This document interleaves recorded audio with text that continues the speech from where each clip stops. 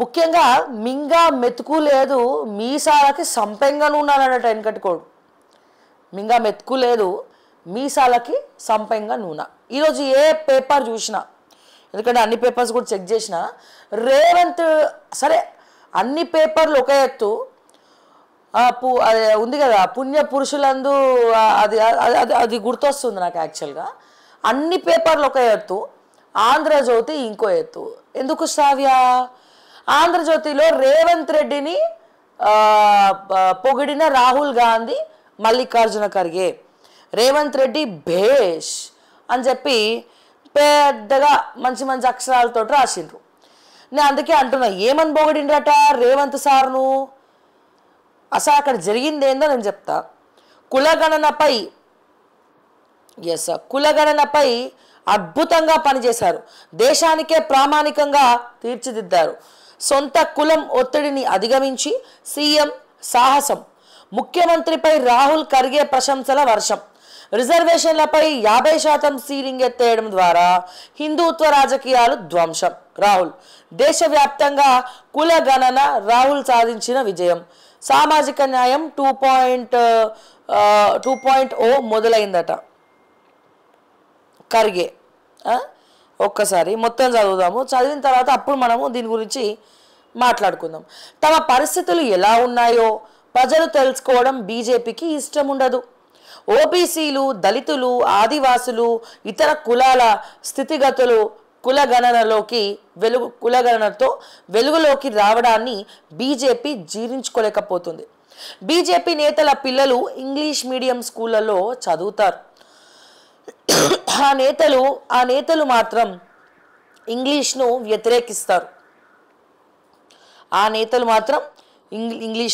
వ్యతిరేకిస్తారట.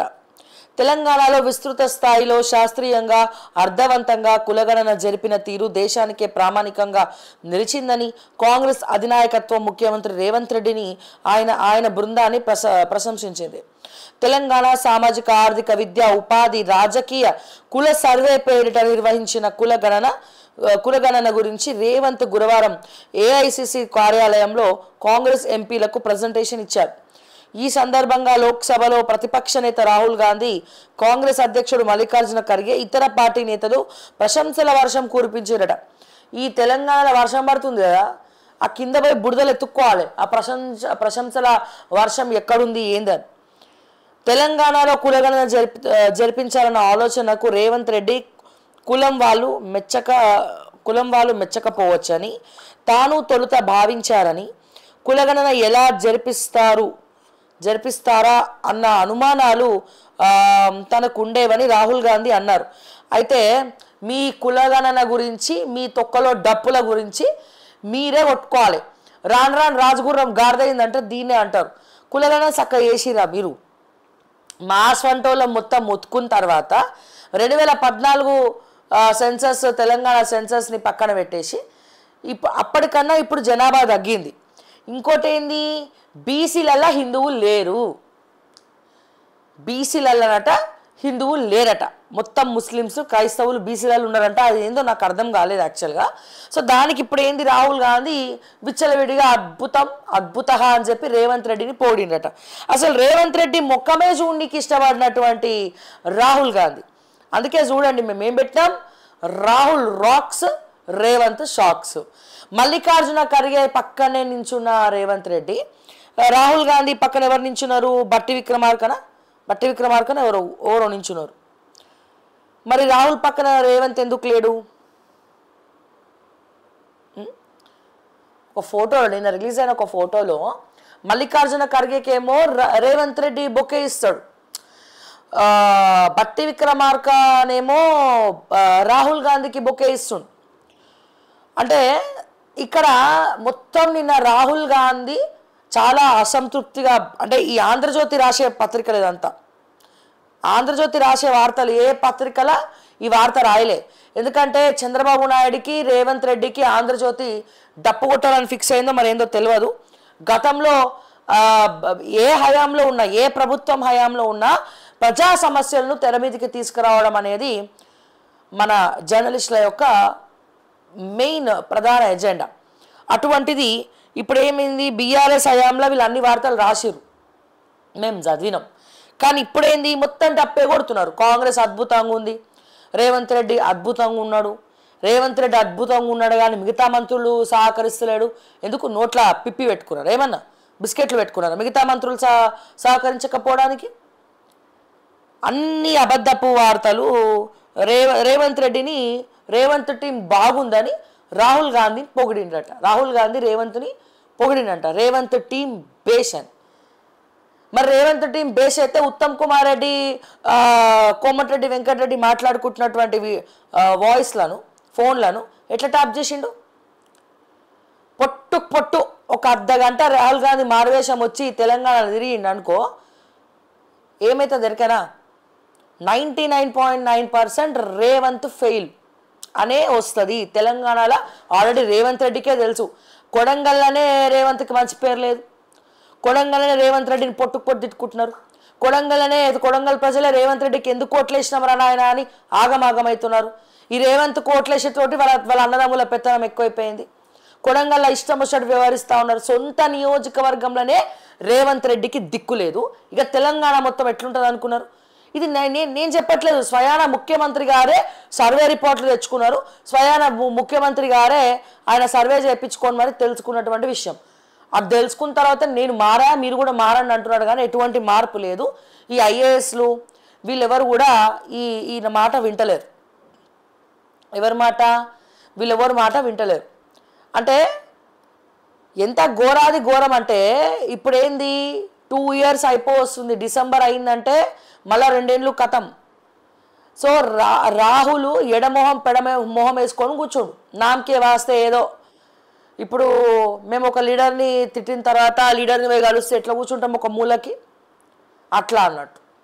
అట్లా ఏదో అందరితో పాటు నలుగురితో పాటు నారాయణ అని చెప్పి రేవంత్ రెడ్డి పోయి కలిసిండు. అక్కడ రాహుల్ గాంధీ అయితే మొహం మార్చుకున్నాడు. ఈ జూబ్లీ హిల్స్ పంచాయతీ ఎలక్షన్స్ గురించి డిస్కషన్లు పెట్టిండ్రు. సో పంచాయతీ ఎలక్షన్ ఉంటే తలకాయ నొప్పి, అసలు ఇప్పుడు కాంగ్రెస్ అధికారంలోకి వస్తుందో లేదో తెలియదు, తీవ్ర వ్యతిరేకత వచ్చేసింది. వీళ్ళు అంటున్నారు కదా దేశంలోనే గర్వకారణం రేవంత్ టీం అని చెప్పి. దేశంలో గర్వకారణం కాదు, నా భూతో నా భవిష్యత్తు, దేశంలోనే ఇంత వ్యతిరేకత ఇంత తొందరగా ఏ ప్రభుత్వానికి కూడా వ్యతిరేకత రాలేదు. ఇంత తొందరగా ఏ గవర్నమెంట్ కూడా వ్యతిరేకత రాలేదు. Never before ever after Revanth Reddy government, Revanth Reddy కాంగ్రెస్కే ఇంత వ్యతిరేకత వచ్చింది. సో ఇప్పుడు ఏంది, ఇప్పుడు ఈ డిసెంబర్ తర్వాత 2 ఏళ్లకు రేవంత్ రెడ్డిని పెట్టారు కాబట్టి ఇంకో 2 ఏళ్లకు ఇంకొకళ్ళు ముఖ్యమంత్రిని పెట్టాలి అంటే ఇప్పటి నుంచే అక్కడ పావులు కదుపుతున్నారు. ఎవరెవరు కదుపుతున్నారు పావులు?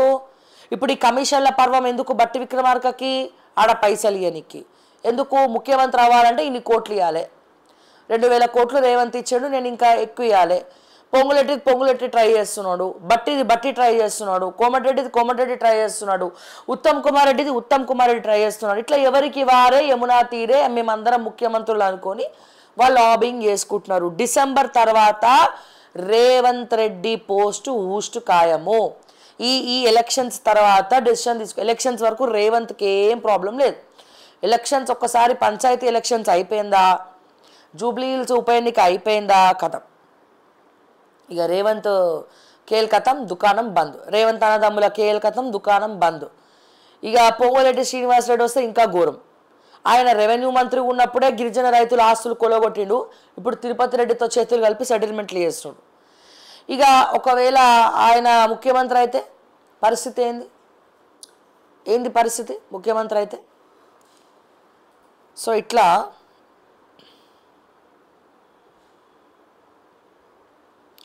సో మీరు చెప్పండి ప్రజలారా, రేవంత్ టీము బేష్ అంటున్నటువంటి రాహుల్ గాంధీ కమ్యూనిటీలో పోల్ పెట్టండి దయచేసి కాదు. రేవంత్ టీం బేష్ శబాష్ అంటున్నటువంటి రాహుల్ గాంధీ అట. నిజంగానే రేవంత్ టీము బేషుగుందా? ఆప్షన్ ఏ, నిజంగానే రేవంత్ టీము బేషుగుందా? ఆప్షన్ బి, నిజంగానే రేవంత్ టీము వేస్ట్గుందా? బేషుగుందా వేస్ట్గుందా? ఏది కాదు. దయచేసి పోల్ చేయండి, మీ అభిప్రాయాన్ని తెలియజేయండి. అక్కడైతే ఘోరాది ఘోరమైనటువంటి అవమానం అయితే రేవంత్ రెడ్డికి జరిగింది. అక్కడ ఎవడు కూడా రాహుల్ గాంధీ అయితే అసలే పట్టించుకోలే రేవంత్ రెడ్డిని. ఏదో పైన ఇక తప్పదు మీ కష్టం అన్నట్టు అక్కడ కొంచెం కూసబెట్టి మాట్లాడినరు. Point number 1. పాయింట్ నెంబర్ 2, ఈ పంచాయతీ ఎలక్షన్స్ దీని తర్వాత రేవంత్ మారే అవకాశం ఉన్నది. ఫహీం ఖురేషికి టికెట్ ఇస్తే కనుక నేను రాజీనామా చేస్తా అని చెప్పి మీనాక్షి నటరాజన్ చాలా గట్టిగానే చెప్పింది రాహుల్ గాంధీకి. ఎందుకంటే ఇప్పుడు ఆయనకు టికెట్ ఇచ్చి ఆయన ఎమ్మెల్యే అయితే ఇంకా విచ్చలవిడిగా దోచుకోవడం స్టార్ట్ చేస్తారు, షురూ చేస్తారు. లేదు ఫహీం ఖురేషి రేవంత్ రెడ్డి మారిండ్రు అంటే ఇవ్వడంలో తప్పు లేదు. కానీ ఫహీం ఖురేషి కనుక టికెట్ ఇస్తే అంతే, ఇక కేల్కతం దుకాణం బంద్. ఎవరిది? కాంగ్రెస్ పార్టీది. సో ఇట్లా ఈ అవినీతి ఎక్కువైపోయింది. కులగణన చక్కగా చేయలేదు. దేశవ్యాప్తంగా కులగణన కోసం కాంగ్రెస్ 2.0 వర్షన్ అని చెప్పి పొగుడుతున్నారు. కాంగ్రెస్ని రోల్ మోడల్గా తీసుకున్నారు. ఇట్లా చెప్పకండి రాహుల్ గాంధీ గారు, భయం అవుతుంది. ఉన్నది ఉన్నట్టు వాస్తవాలు చెప్తే బాగుంటుంది తెలంగాణ ప్రజలకు. ఇంత ఘోరమైనటువంటి పరిస్థితి, ఇన్ని అబద్ధాల. సో రేవంత్ ఏమో పట్టించుకోకుండా రాక్ చేసిండు. మన ఎవరు రాహుల్ గాంధీ ఏమో షాక్ అయ్యిండు అక్కడ తీరుకి. అంటే అక్కడ అర్థమైపోయింది రేవంత్ రెడ్డి ఏంది పరిస్థితి అని చెప్పి. Bumper offer. ఎంత కష్టపడి రేవంత్ రెడ్డి పైకొచ్చి ముఖ్యమంత్రి అయిండో అంత ఈజీ కాదు ముఖ్యమంత్రి అవ్వాలంటే. అయిండో అంతే ఈజీగా, అంతే తృణప్రాయంగా రేవంత్ని పక్కన పెట్టేస్తారు. ఆల్రెడీ బీజేపీతో ఆర్ఎస్ఎస్తో లింకులు ఉన్నాయని అందరికీ తెలుసు. మొన్నటి వరకు ఏమన్నాడు, రాహుల్ గాంధీని నేను కలిసి నరేంద్ర మోదీని కలుస్తాం రిజర్వేషన్ గురించి, ఆమోద ముద్ర గురించి అన్నాడు. మరి ఇప్పుడు ఈయనతోటి మోదీని కలవడము రాహుల్కి ఇష్టం ఉంటుందా? అది కూడా స్పెసిఫికల్గా రేవంత్ రెడ్డితో. ఒక పక్కనేమో ఆ పథకం ఇచ్చేసినాం, ఈ పథకం ఇచ్చేసినాం అని చెప్తారు. ఒక్క పథకం అంటే ఒక్క పథకం రాలే. మా ఆశా వర్కర్లు కళ్ళల్లో ఒత్తులు వేసుకొని ఎదురు చూస్తున్నారు. రిటైర్మెంట్ పెన్షన్ లేదు. గవర్నమెంట్ టీచర్లు కాంగ్రెస్ అధికారంలోకి వచ్చినప్పటి నుంచి గవర్నమెంట్ స్కూల్ టీచర్స్ ఎవరైతే ఉన్నారో ఎవరైతే రిటైర్ అయిన వాళ్ళకి ఇంకా పెన్షన్స్ ఇవ్వలే. ఎక్కడ జాబ్ రిక్రూట్మెంట్స్ జరుగుతాయని చెప్పి రిటైర్ అయిన వాళ్ళకి పదవి కాలం పొడిగించాలని. ఎందుకు పొడిగిస్తున్నారు? నక్కజిత్తున వినయాలు, నక్క తెలివితేటలు. ఎందుకు? ఒకవేళ వాళ్ళకి పొడిగిస్తే రిటైర్మెంట్ అయితే వీళ్ళకి పెన్షన్ ఇవ్వాల్సి వస్తుంది. అదే సర్వీసులు ఉన్నారనుకో పెన్షన్ ఇవ్వక్కర్లే కదా. అది వీళ్ళ ప్లాను. సో అవుట్సోర్సింగ్ ఉద్యోగులు మొత్తం కూడా, అవుట్సోర్సింగ్ ఉద్యోగులందరూ కూడా రోడ్ల మీదనే. 3-4 నెలల నుంచి ప్రజలారా, 6 నెలల నుంచి ప్రజలారా, ఒక్క నెల జీతం రాకపోతేనే ఆగమాగమవుతామండి. ఒక కుటుంబం తలకిందులు అవుతుంది. నెల కట్టేటోళ్ళకి పప్పు, ఉప్పు, రెంటు, కరెంటు, ఇట్లా గ్రాసరీస్ దగ్గర నుంచి ప్రతీది తలకిందులు అయిపోతుంది. అటువంటిది 6 నెలల నుంచి తెలంగాణలో అవుట్సోర్సింగ్ ఉద్యోగులకు జీతాలు వస్తలేవు. 6 నెలలు అయిందండి. 6 నెలల నుంచి జీతాలు వస్తలేవు. వాళ్ళు ఏం చేయాలో అర్థం కానటువంటి పరిస్థితి. ఎవరితో చెప్పుకోవాలో వాళ్ళ బాధ అర్థం కానటువంటి పరిస్థితి. సరే గవర్నమెంట్ ఎంప్లాయీస్కి డిఎల్ పక్కన పెడదాం. మరి అవుట్సోర్సింగ్ ఉద్యోగులకు 6 నెలల నుంచి వేతనాలు లేవు, ఎన్రోల్మెంట్లు అసలే లేవు, ఇక ఆరోగ్య శాఖలో అవుట్సోర్సింగ్ అసలే లేవు. సో మొత్తం కూడా ఇటువంటి పరిస్థితులు నెలకొని ఉన్నది. ఇటువంటి పరిస్థితుల తెలంగాణ ఉన్నది. మనం ఏం సాధించినట్టు? మరి బట్టి ఏం చేస్తున్నట్టు? బట్టి గారు ఏం చేస్తున్నట్టు? తెలంగాణలో ఒక ఫైనాన్స్ మినిస్టర్గా బట్టి విక్రమార్క గారు ఫెయిల్ అయిపోయిండు. లెక్కలు రానటువంటి బట్టి విక్రమార్క, కంట్రోల్ చేయలేనటువంటి బట్టి విక్రమార్క, కమిషన్లు గుంజుకోవడానికే పరిమితమైనటువంటి బట్టి విక్రమార్క, 30% 40% కమిషన్కు ఎగబడి తీసుకునేటువంటి బట్టి గారి భార్య అదే బడ్జెట్ని సమానంగా పంచడానికి మాత్రం ఫెయిల్.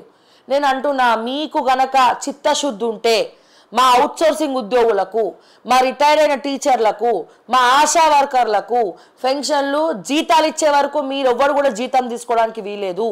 ముఖ్యమంత్రి జీతం తీసుకోవద్దు, ముఖ్యమంత్రి పిఎల్ జీతం తీసుకోవద్దు, బట్టి విక్రమార్క జీతం తీసుకోవద్దు, బట్టి విక్రమార్క పిఎల్ జీతాలు తీసుకోవద్దు. ఏ ఒక్క మంత్రి కోమటిరెడ్డి వెంకటరెడ్డిని మొదలుకొని శ్రీధర్ బాబుని మొదలుకొని బట్టిని మొదలుకొని ఎవ్వడు కూడా జీతాలు, ఏ మంత్రి కూడా జీతాలు తీసుకోవడానికి లేదు. 119 నియోజకవర్గాల 60 మంది ఎమ్మెల్యేలు ఎవడెవడైతే కాంగ్రెస్ పార్టీ ఎమ్మెల్యేలు ఉన్నారో ఏ ఎమ్మెల్యే కూడా జీతం తీసుకోవడానికి లేదు. అవసరమైతే ఇటు బీఆర్ఎస్ బీజేపీ ఎమ్మెల్యేలు కూడా సైలెంట్గా కళ్ళల్లో ఒత్తులేసుకొని చూస్తున్నారు కదా. మీ నియోజకవర్గాల జీతాలు రాకపోయినా ఏం రాకపోయినా మీరు కూడా జీతాలు తీసుకోవడానికి వీల్లేదు. ప్రజలేమైనా పిచ్చోళ్ళకి కనబడుతున్నారా? మీకు మాత్రం కరెంటు బిల్లు ఫ్రీ, ఇల్లు ఫ్రీ, ఏం కట్టక్కర్లే, phone bill free, petrol free, diesel free, travelling expenses free, flight charges free, సకుటుంబ సపరివార సమేతంగా సర్వం నాకేస్తారు కదా. ఫ్రీ వస్తే ఫినాయిల్ తాగుతారు కదా. మళ్ళీ పిఎల్ ఫ్యామిలీలు కూడా దీంట్లోనే పెట్టుకుంటారు కదా. ఫ్రీ వస్తే ఫినాయిల్ తాగుతారు కదా. మీరు తాగకండి, మీరు తీసుకోకండి, జీతాలు తీసుకోకండి. మీకు దమ్ములు ఉంటే, మీకు చిత్తశుద్ధి ఉంటే. మా తెలంగాణ ప్రజలకు న్యాయం అయ్యే వరకు, మా ఆశా వర్కర్లకు రిటైర్మెంట్ పెన్షన్ వచ్చే వరకు, మా టీచర్లకు రిటైర్ అయిన పైసలు వచ్చే వరకు, మా అవుట్సోర్సింగ్ ఉద్యోగులకు జీతాలు వచ్చే వరకు మీరు జీతాలు తీసుకోకండి. ప్లెడ్జ్ పెట్టండి. నేను తెలంగాణ ముఖ్యమంత్రిగా నేను కానీ, మా క్యాబినెట్ మంత్రులు కానీ, మా 119 మంది ఎమ్మెల్యేలు కానీ ఎవరం కూడా జీతాలు తీసుకోము. ఎటువంటి ఎక్స్పెన్సెస్ ఢిల్లీకి పోయినా నా జేబులకు వెళ్ళే ఖర్చు పెట్టుకుంటా. ఏదైనా నా జేబులకు వెళ్ళే ఖర్చు పెట్టుకుంటా. నా పిఏలకు కూడా నేనే ఖర్చు పెట్టుకుంటా. జైపాల్ రెడ్డి కానీ ఉదయ్ రెడ్డి కానీ నా పేరు చెప్పుకొని ఎటువంటి దందాలు చేయనికి వీల్లేదు. వేం నరేందర్ రెడ్డి పిఏలు కానీ మేము కానీ మంచి కలిసికట్టుగా ఏం దందాలు చేసుకోము. ఇట్లా ప్లెడ్జ్ పెట్టండి. ప్లెడ్జ్ ఇంకా కొంచెం మంచిగా పెట్టడానికి వస్తలేదు, నాకు చేయి నొప్పి ఉన్నది. సో ఇంకా ఇంకా మంచిగా పెట్టండి ప్లెడ్జ్. అందరూ పబ్లిక్ అందరి ముందర ప్రెస్ మీట్ పెట్టి ప్లెడ్జ్ చేసి మేము ₹1 కూడా తెలంగాణ సొమ్ములకి వెళ్ళి తీసుకోము. తెలంగాణ బాగుపడే వరకు మేము జీతాలు తీసుకోము. ఎందుకంటే మా అన్నదమ్ములు షేర్లు పంపిస్తున్నారు మాకు. ఫైమ్ కురేషి షేర్లు పంపిస్తుండు మాకు. మస్తు పైసలు ఉన్నాయి. ఉన్నకాడ ఉంటాం, తిన్నకాడ తింటాం. మేమే ఉల్టా తెలంగాణకి పెడతాం. నేనేం చేసుకోలేను, ఒకగానొక బిడ్డ ఉన్నది నాకు అని చెప్పి రేవంత్ రెడ్డి గారు, మీరు మీ మంత్రులు మీ ఎమ్మెల్యేలు అందరూ కూడా ప్లెడ్జ్ చేయండి. ప్రతిపక్షాల ఎమ్మెల్యేలను కూడా దీనికి వర్తిస్తుంది. ఎందుకంటే మీరు చేయరు, వాళ్ళు చేయనియరు, వాళ్ళు మాట్లాడరు. ప్రతిపక్ష పాత్ర పోషించాలి, వాళ్ళు పోషించరు. సో 119 మంది ఎమ్మెల్యేలు ఎవరెవరైతే ఉన్నారో అన్ని పార్టీలకు అతీతంగా ఎవ్వరు కూడా ₹1 జీతం తీసుకోవడానికి లేదు. ప్రోటోకాల్ బండ్లు పెట్టద్దు, డీజిల్ కొట్టకండి, ప్రోటోకాల్ బండ్లు పెట్టకండి, డీజిల్ కొట్టకండి, గన్ మ్యాన్లు పెట్టుకోకండి. సాదా సీదా మనుషుల లెక్క నడవండి.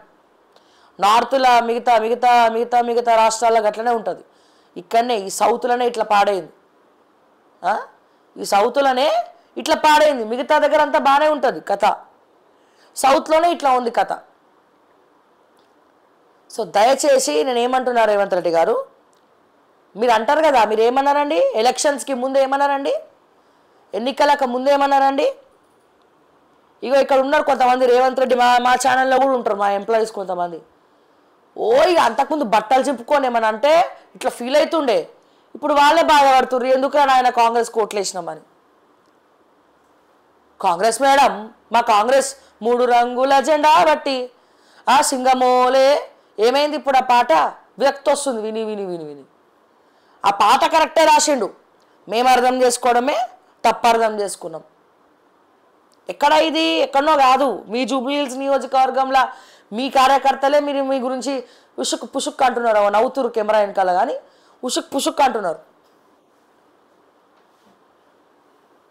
అంటే మీ పార్టీ కార్యకర్తలకే మీకు దిక్కు లేదు, మీ పార్టీ కార్యకర్తలే మిమ్మల్ని నమ్ముతలేరు, మీ పార్టీ కార్యకర్తలకే ఏదో అనుకుంటే జై తుస్ అయింది. ఇక నేను తెలంగాణ ప్రజలు ఏం నమ్ముతారు, మిమ్మల్ని ఇంకేం చేస్తారు? ఏం చేస్తారు? ఏం చేయగలుగుతారు? ఏం చేయలేరు. ఏమనంటే కేసులు పెట్టడానికి తప్ప దేనికి పనికిరారు మీరు. ఆ బీఆర్ఎస్ వాళ్ళు అప్పుడు బీఆర్ఎస్ హయాంలో ఇష్టం వచ్చినట్టు పెట్టారు కేసులు. ఆ కేసులు కొట్టేసే చాత అయితలేదు. కానీ ఈ అడ్డమైన కేసులు వాస్తవాలని మాట్లాడితే పిచ్చి పిచ్చి కేసులు పెడతారు. మీకు దమ్ములుంటే ఆంధ్రజ్యోతి మీద పెట్టండి కేసులు. పెట్టారు. ఎందుకు పెడతారు? వాళ్ళు పెట్టారు కదా, మీరు ఆంధ్రజ్యోతి మీద కేసులు పెట్టండి, పత్రికా రిపోర్టర్ల మీద పెట్టారు. మా అస్వంటోళ్ళ మీద అవి ఆర్జీటీవీ అనే ఛానల్, యూట్యూబ్ ఛానల్ నడుపుకుంటారు ఆయన. పబ్లిక్ టాక్ తీసుకుంటే హుస్నాబాద్లో కేసు పెట్టారు. మరి ఎమ్మెల్యే ఎవరు హుస్నాబాదు? పొన్నం ప్రభాకర్ అన్న. మా పొన్నమ్మ అన్న ఏమైనా సక్కనైనోడా? మొన్న ఆయన కబ్జా చేస్తేనే కదా ఒక సినిమాకి సంబంధించిన వ్యక్తి వచ్చి సోమాజిగూడ ప్రెస్ క్లబ్లో ప్రెస్ మీట్ పెట్టిండు. పొన్నం ప్రభాకర్ అన్న ఏమైనా శుద్ధపూసవా? నీ ఏరియాలోకి వచ్చి పబ్లిక్ టాక్ చేస్తే కేసులు పెడతారా? మీ ఏరియాలోకి వచ్చి పబ్లిక్ టాక్ చేస్తే కేసులు పెడతారా? గీదేనా మీరు చేసేది? మరి అతను కూడా బీసీగా, అతను కూడా నువ్వు ఎవరి మీద అయితే కేసు పెట్టినామో అతను కూడా బీసీ కదా పొన్నం ప్రభాకర్ అన్న. మీకు నిజంగా దమ్ములు ఉంటే ప్రజలు పొగిడేలాగా చేసుకోండి, పైసలు ఇచ్చి మరి పొగిడిపించుకోండి. మేము మైకులు పెడతాం, బరాబర్ పెడతాం. పైసలు ఇస్తే పొగిడేలాగా చేసుకోండి, ఇచ్చి మరి చక్కగా ఒక హుజనాబాద్ ఎమ్మెల్యేగా పరిపాలన చక్కగా చేసి చూపియండి. నియోజకవర్గ ప్రజల మధ్యలో ఉండండి. మంత్రవగానే అహంకారం పెరిగిపోయి ఇష్టం వచ్చినట్టు కాదు. కబ్జా లాంటి ఇప్పుడు సెటిల్ అయిందా, అయిపోయిందా? దాని గురించి మాట్లాడండి. మీరు సరిగ్గుంటే మేమెందుకు మాట్లాడతాం? మీ నియోజకవర్గ ప్రజల్లో విజిటింగ్ అవర్స్ పెట్టి అందరినీ కలిస్తే మేమెందుకు మాట్లాడతాం? మేము మాట్లాడము, గమ్మున కూర్చుంటాం మేము కావాలంటే. మా పొన్నమన్న ఏమంటారు, ఆయన పదవి త్యాగం చేసి మరి జైలుకి పోయాడు. ఇప్పుడు తెలంగాణ వచ్చి రెండోసారి ఒకటోసారి కాంగ్రెస్ అధికారంలో మొట్టమొదటిసారి రాగానే పొన్నం ప్రభాకర్ అన్న మారిపోయాడు, మొత్తం మారిపోయి. ఉద్యమకారుడు అప్పుడు ఎట్లుండే ఇప్పుడు ఎట్లయిపోయాడు మా పొన్నమన్న. ఎవరెవరైతే కాంగ్రెస్ పార్టీలో లిఫ్ట్ ఇచ్చిండో వాళ్ళందరికీ చెక్ పెట్టబట్టాయి. ఇప్పుడు ఎవడన్నా ఒక కార్యకర్తలన్నా కలుస్తుర్రా? శ్రీధర్ బాబుకి అహంకారమే, ఉత్తమ్ కుమార్ రెడ్డికి అహంకారమే, బట్టి విక్రమార్కకైతే అబ్బో ఇక చెప్పక్కర్లేదు. ముట్టుకుంటే బగ్గుమంటారు, ఆ ముఖంలో నవ్వు ఉండదు. ఆ కార్యకర్తల హక్కును చేర్చుకోవడం శాత కాదు. ఎవడు పైసలు ఇస్తామా, ఎవడి ముక్కుల వేలు పెడదామా, ఎవరి దగ్గర కమిషన్ తీసుకుందామా, తీసుకపోయి మా భార్యకి ఇద్దామా, ఇదే. ఇది తప్ప పరిపాలన మీద దృష్టి కానీ బడ్జెట్ ఎట్లా పెంచుదామన్నది కానీ ఏం లేదు. అందరూ అంతే. ఇక మీరు పోయి ఆడ తెలంగాణ రేవంత్ టీం అద్భుతంగా ఉంది అని రాహుల్ పొగిడిండట, మేము నమ్మాలట. మాకు తెలియదు అక్కడ రాహుల్ టీంలో మాకు తెలిసిన వాళ్ళు కూడా ఉన్నారు. మాకు తెలియదా ఆడ రాహుల్కి మీకు ఏం జరుగుతుంది, ఎట్లా ఇబ్బంది పడుతున్నారు అనేది? కేసులు పెట్టడం తప్ప మీకు ఇంకేం రాదా? ఎందుకు పెట్టినావు నువ్వు ఆర్జీటీవీ మీద కేసు? హుస్నాబాద్లా ఎందుకు పెట్టిండ్రు? శాతగాక. మేకపోతు గాంభీర్యం ఏంటది? మేకపోతు గాంభీర్యం. మీకు మీరు పులులు సింహాలు అనుకుంటారు కానీ కాదు.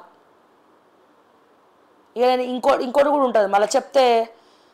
ఇప్పుడు పెట్టుకో, నా మీద పెట్టుకో, 100 కేసులు పెట్టుకో, హుస్నాబాద్లో పెట్టుకో, హుజరాబాద్లో పెట్టుకో, లేకపోతే ఇంకా సెక్రటరేట్ కాడ పెట్టుకో, ఇంకెక్కడన్నా పెట్టుకోండి కేసు, ఏమన్నా వేసుకోండి.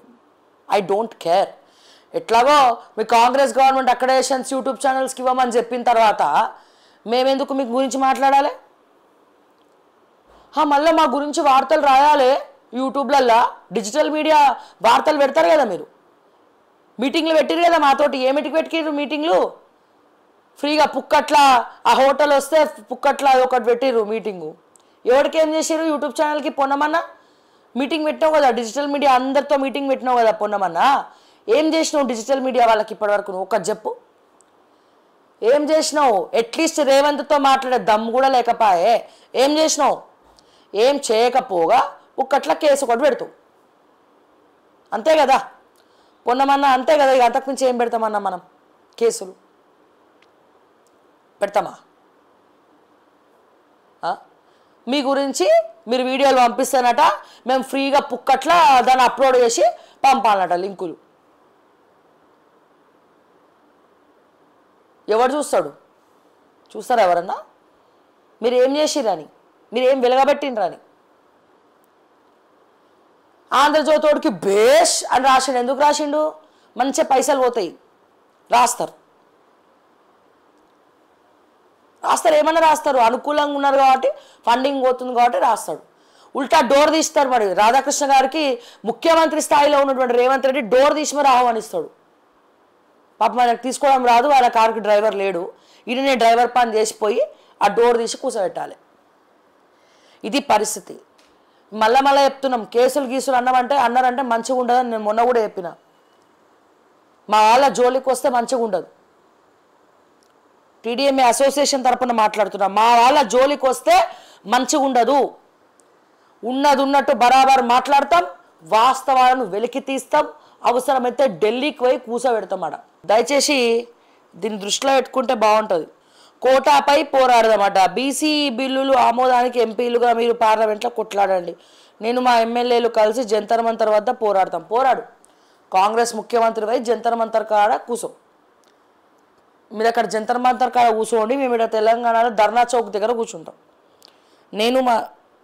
నేను మా ఎమ్మెల్యేలు కలిసి జంతర్ మంతర్ వద్ద పోరాడతాం.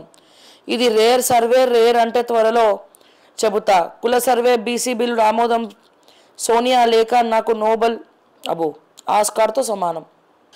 బ్రిటన్లో సుంకాలు లేవు. 99% భారత ఉత్పత్తులకు సుంకాల నుంచి మినహాయింపు.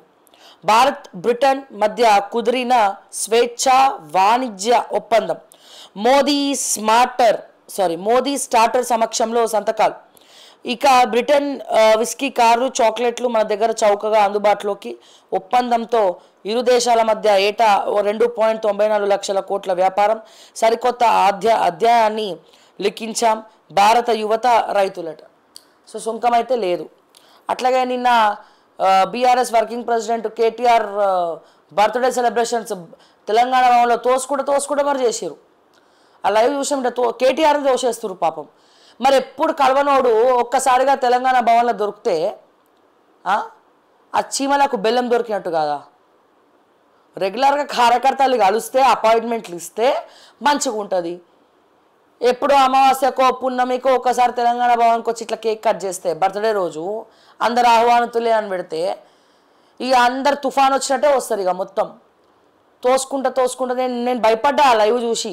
మా కేటీఆర్ సార్ని ఎక్కడ పడేస్తారా కింద బర్త్డే రోజు అని చెప్పి తోసుకుంటా. ఎందుకంత జన ప్రవాహం? ఎస్, కేటీఆర్ ఫాలోవర్స్ ఉన్నారు, కథం. కానీ కలవాలి కదా కేటీఆర్, వాళ్ళని కలవాలి కదా. రోజుకి ఇంతమందికి పెట్టుకొని విజిటింగ్ కవర్స్ పెట్టుకొని కలవాలి కదా. ఎవరిని కలుస్తుండు? ఎవరికి అపాయింట్మెంట్లు ఇస్తుండు? ఎక్కడ దొంగలు అక్కడనే గప్చుప్. బీఆర్ఎస్ ఇట్లా, కాంగ్రెస్ అట్లా. మా బీజేపీ ఏమో రాజాసింగ్ని సస్పెండ్ చేసింది. అక్కడ ఇప్పుడు రామచంద్రరావు అధ్యక్షుడు అయ్యిండు. ప్రధాన సమస్యలు చాలా ఉన్నాయి. అవుట్సోర్సింగ్ ఉద్యోగుల సమస్యలు ఉన్నాయి, మా నిరుద్యోగుల సమస్యలు ఉన్నాయి, 6 గ్యారెంటీల సంక్షేమ పథకాలు. బీజేపీ దలుచుకుంటే ఫుల్ ప్రశ్నించవచ్చు, కానీ ప్రశ్నించేటోడు కరువైపోయాయి. మిగతా వాళ్ళకి ఎట్లా పదవులు రాలే కదా, మేమెందుకు మాట్లాడుకోవాలి అంటుర్రు. ఈటల వర్సెస్ బండి సంజయ్, ఇద్దరికి కొట్లాటలు, పంచాయతీలు. అక్కడ మాత్రం ఎవ్వరు మాట్లాడొద్దని పార్టీ వాళ్ళకు స్ట్రిక్ట్ ఆర్డర్స్ అంట. అక్కడ క్లాస్ బిక్తుర్రంట. ఏందయ్యా మీరు పార్టీ పరువు తీస్తురా అని చెప్పి. అక్కడే ఉన్నారు కదా, ఢిల్లీలో పార్లమెంట్ నడుస్తుంది కదా, ఎంపీలందరూ అక్కడ పోయినరు కదా. అక్కడ స్ట్రిక్ట్గా చెప్తుర్రంట బీజేపీ హైకమాండ్. బండి సంజయ్కి చీవాట్లు పెట్టిందట, ఈటల రాజేందర్కి చీవాట్లు పెట్టిందట. నీకు ఎట్లా తెలుసు రావ్యా? చెయ్యి ఇంట్లో కూర్చున్నావు, పోయి చూసినావా అంటే మాకు చెప్పేటోళ్ళు చెప్తారండి, ఇన్ఫర్మేషన్లు ఉంటాయి అక్కడ నుంచి. సో వాళ్ళట్లా. సో బీజేపీ గ్రాఫ్ దినదిన గండంగా మారిపోయింది. అసలు అది ఇప్పుడు జాకీలు పెట్టి లేపినా లేవదు బీజేపీ. కాంగ్రెస్ ఇట్లా. బీఆర్ఎస్ గ్రాఫ్ పెరుగుతుండా, మళ్ళీ కేటీఆరే బీఆర్ఎస్ని తీసుకపోయి ఆ మూసి నదిలో ఎత్తేస్తుండు. వర్కింగ్ ప్రెసిడెంట్ వర్కింగ్ చక్కగా చేస్తుండా. వర్కింగ్ ప్రెసిడెంటు ప్రధాన ప్రతిపక్ష పాత్ర పోషించే వర్కింగ్ ప్రెసిడెంటు వర్క్ సరిగ్గా చేస్తలేడు కదా. ఏం వర్క్ చేస్తున్నాడు? ఏం ప్రశ్నిస్తున్నాడు కేటీఆర్ సార్? ఏం ప్రశ్నించట్లే. ఆయన ఏమైనా ప్రశ్నిస్తాడేమో అని మేము కూడా ఎదురు చూస్తున్నాం. గవర్నమెంట్కి ఎదురుపోతాడేమో అని చూస్తున్నాం. కానీ ఆయన బెదిరిపోతున్నాడు. బెదిరిపోయి ఏమొస్తున్నాయి? నోట్లకెళ్ళి బూతులు వస్తున్నాయి. మేకపోతూ గాంభీర్యం ప్రదర్శిస్తున్నాడు. 6 గ్యారెంటీలు కానీ, అవుట్సోర్సింగ్ కానీ, ఆర్టీసీ కానీ, లేకపోతే సంక్షేమ పథకాలు కానీ, తులం బంగారం కానీ, కబ్జాలు కానీ, సెటిల్మెంట్లు కానీ, రేవంత్ రెడ్డి అన్నదమ్ముల గురించి కానీ, ఫహీమ్ ఖురేషీ గురించి కానీ ఏం లేదు. లిక్కర్ స్కామ్ కానీ, తిన్నామా పండుకున్నామా తెల్లారిందా, మేము మాట్లాడితే మళ్ళీ ఇంకో కేసు పెడతాడు రేవంత్ అన్నట్టు అయిపోయింది. కొత్త క్యాడర్ని కానీ, కొత్త మండల అధ్యక్షులు కానీ, కొత్త బీఆర్ఎస్ జిల్లా అధ్యక్షులు కానీ తీసుకోవడం లేదు, ఏం లేదు. మరి ఏం వర్కింగ్ ప్రెసిడెంట్ అండి, ఏం వర్క్ చేస్తున్నట్టండి? అందుకే బీఆర్ఎస్ గ్రాఫ్ కూడా పడిపోయింది. మొదటిదాకా మంచిగా ఉండే, మళ్ళా బీఆర్ఎస్ని తిట్టుకోవడం స్టార్ట్ చేశారు. ఇంకా వీళ్ళు మారారా బై, మళ్ళీ తప్పు చేసింది ఎవరంటారు? వీళ్ళు పబ్లికే తప్పు చేసిరట, వీళ్ళ కోట్లు వేయకుండా. వీళ్ళు మంచిగా శుద్ధపూసలు అంట. వీళ్ళు ఫీనిక్స్ సంపాదించలే, వీళ్ళు బినామీ ఆస్తులు సంపాదించలే, బూర్జ్ ఖలీఫాల ఫ్లాట్లు సంపాదించలే, ఎక్కడ ఏం సంపాదించలే, జన్వాడ ఫామ్ హౌస్ సంపాదించలే, డ్రగ్స్ బిజినెస్ చేయలే, రాజపాకాల కిడ్నీ ఇప్పిస్తా అని చెప్పి 2 కోట్లు తీసుకొని ఎగ్గొట్టలే, ఎమ్మెల్సీ పదవి ఇప్పిస్తా అని 2 కోట్లు తీసుకొని ఎగ్గొట్టలే. వీళ్ళు ఏం చేయలే, వీళ్ళు శుద్ధపూసలు. వీళ్ళు ఏమంటాడు, ఎవరెవరైతే పోలీస్ యూనిఫామ్ వేసుకున్నారో వాళ్ళందరి పని చెప్తాడట కేటీఆర్. మరి మీరున్నప్పుడు కూడా గిదే వేసారు కదా కేటీఆర్ సాబ్. మీరున్నప్పుడు సిఐలను, ఎస్ఐలను, కానిస్టేబుల్లను, ఏసీపీలను, డీసీపీలను మీ చొప్పు చేతల పెట్టుకోలేదా? సామాన్యులను బలి చేయలేదా? గంజాయి అమ్మకపోయినా జేబులో గంజాయి పొట్లాలు వేసి మరి కేసులు పెట్టిన పాపాన పోలేదు. ఆ నిజామాబాద్లా, వనపర్తిలా తోలొడిచేట్టు కొట్టలే ఒక కార్యకర్తను తీసుకుపోయి తోలొల్చేలాగా వనపర్తిలా. మీరు శుద్ధపూసలా మీరు మాట్లాడుతున్నారు. వీళ్ళనేం పోగొడతలేం, కాంగ్రెస్ వాళ్ళు ఇంకా దౌర్భాగ్యంగా చేస్తున్నారు. కానీ మీరేం చేసిరు? పోలీసులను అడ్డు పెట్టుకొని మిస్టర్ కేటీఆర్ మీరేం చేసినారు? మీరేమైనా పిప్పర్మెంట్లు నమ్మినరా? ఎవరికైనా అపాయింట్మెంట్లు ఇచ్చిండ్రా? ఎవరికైనా ఇచ్చిండ్రా? ఎవరికైనా ఏమైనా చేసిండ్రా? ఎవరికి ఏం చేయలే. మీ వల్ల కిడ్నీ పేషెంట్స్ చచ్చిపోయాయి. ఆ కర్మ మిమ్మల్ని వదిలిపెట్టాలి. మీరు జీవితాంతం ముఖ్యమంత్రి కాకుండా అట్లనే ఉంటారేమో మరి బహుశా. దాన్ని ప్రక్షాళన చేసుకోండి, పశ్చాత్తాపడండి అంటే పడరు. దైవబలం కూడా లేదు. కేటీఆర్ ఒక దేవుడికి ముఖంగా ఒక పూజ్యంగా ఎప్పుడు చూడలే. అరే ఈ కేసీఆర్ యాదాద్రి కడితే ఇప్పటి వరకు కేసీఆర్ కొడుకు కేటీఆర్ ఇప్పటి వరకు యాదగిరి గుట్టకు పోలే. వాళ్ళ కొడుకు హిమాంశు పోయిండు కానీ కేటీఆర్ పోలే. అంత ఏం అనిపించదు కదా మీరు పూజలు చేస్తున్నట్టు. ఇక నీకు దైవబలం ఎడికెళ్ళి వచ్చింది? పోనీ అట్లీస్ట్ పాపాలు చేసినప్పుడు ఆ పుణ్యం కోసము ప్రయత్నిస్తాం. పాపాలు చేసినాం కానీ గుడికి పోము. ఎట్లా ప్లస్ అవుతుంది? ఎట్లా ప్లస్ కాదు.